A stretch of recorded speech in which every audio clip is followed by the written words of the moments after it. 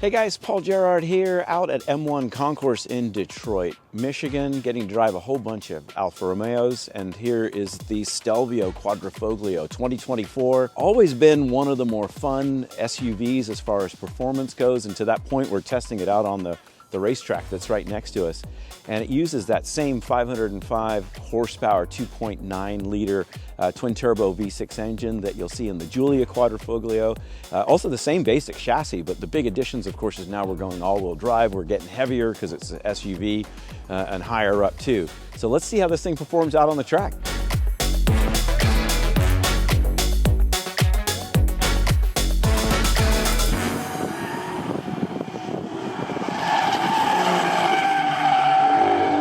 So this is the SUV. It's on the same platform as the Giulia. So big differences, of course, higher center of gravity, more weight. It's about 500 pounds heavier. Same motor. And the other big difference is it's, of course, all-wheel drive. Oh, I like the rev limiter better on this. Pops. So I've got it in the same race mode, which is great. So the race mode is pretty cool.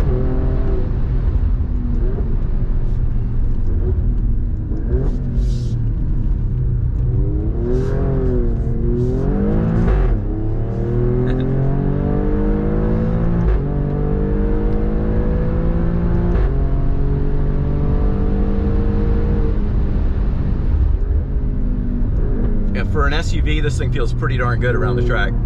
It points well. I'm lighting up a tire, which is interesting. I wouldn't really think that that would be the case with an SUV.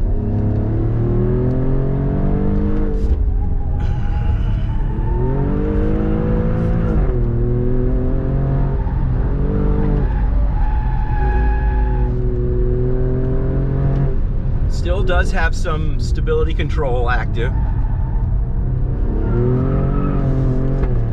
Yeah, I'm getting more wheel spin off the corners than I would think.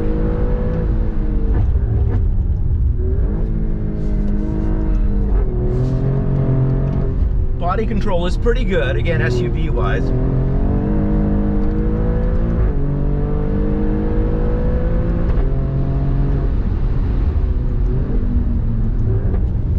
Bottom corner here is just so darn tight. I don't know if you can hear the engine rev up, but it's like spinning the tires.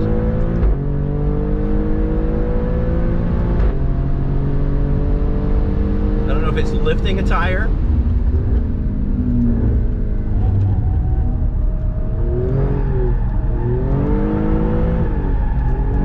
Feels like it's spinning the front tires a little bit. And there's still, annoyingly, there's still traction control even when there's not supposed to be.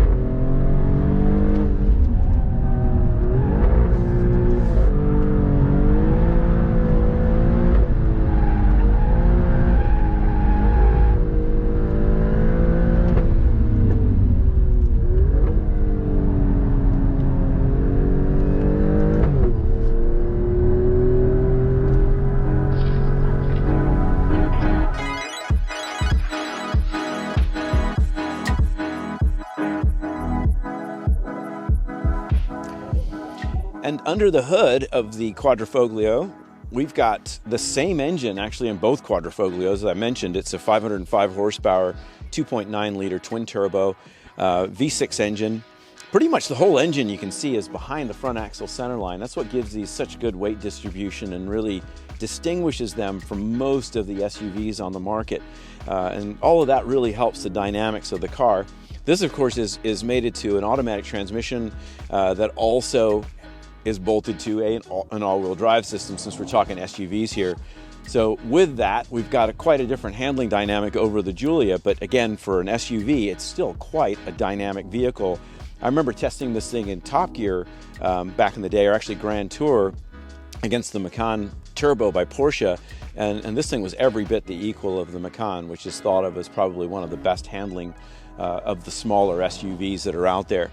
We're looking at wheels, tires, suspension. It has the same active dampers we'd see in the Giulia. It has the same brakes package, which is a 6-piston up front with a 4-piston in the rear and 2-piece rotors. Again, all good stuff. When we go to the wheels and tires, they're even bigger than you'd see on the Giulia. These are 255s in the front on a 21-inch rim and a 285 on the rear. So big wheels and tires, but instead of it being the Corsa version of the tire, it's just the P0 version. So it doesn't have quite as much grip, which probably is not a terrible thing with a high center of gravity SUV. So again, SUVs being SUVs, it's a pretty darn good SUV. Fairly well balanced. You can trailing throttle oversteer, get these little 4-wheel drifts going with it. It doesn't have, nearly the agility or speed, obviously, of the Giulia. I mean, you add 500 pounds, you raise it all up.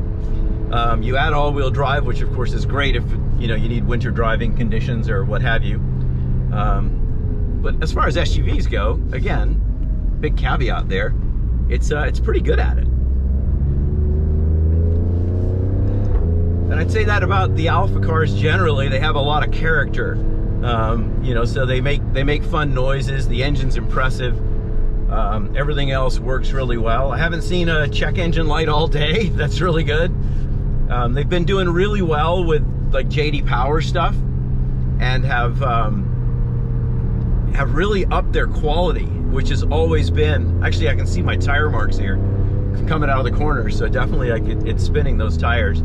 But they've really upped their quality, so their JD Power scores and all that stuff is actually quite good now, which has always been for the Italian brands their Achilles heel.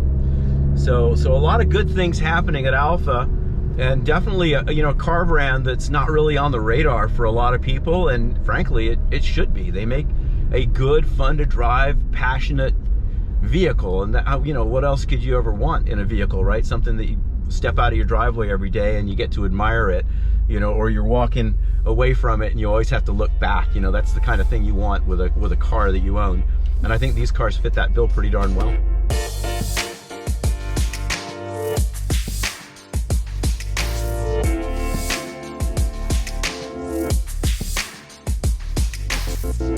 Looking at the interior of the Giulia Quadrifoglio, some carry over, some new. We've got a brand new 12.3-inch center display, so that gives us more configurations through the different drive modes.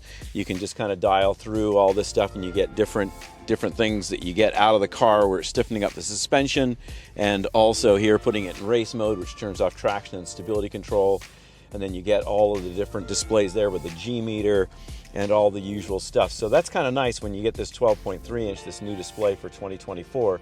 We get more configurations. We still do have the same screen in the center though. That smaller screen there is kind of a carryover. It will eventually get replaced, but it does have built-in nav. You do have a split screen capability. It's just not this big massive screen that we're all sort of expecting these days in any new car we jump in. When I was comparing this against the Giulia, I was talking about how the Giulia has such a big proper diffuser underneath, and you can see this is a lot more tame. It's more of just a styling piece.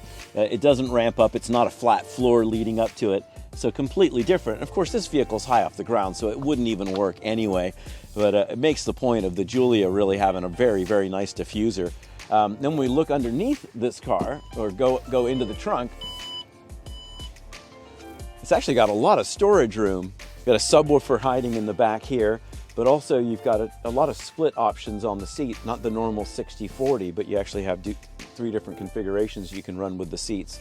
So that's kind of handy, but again, a lot of room, and that makes this a pretty practical vehicle to own. So the Stelvio Quadrifoglio, really a fun SUV. Again, I drove it in Grand Tour against the Macan and against the Range Rover of the day, and really enjoyed driving this vehicle. I think the difference is typical SUVs are very nose heavy. This one's quite balanced with its platform. The engine's well back in the chassis.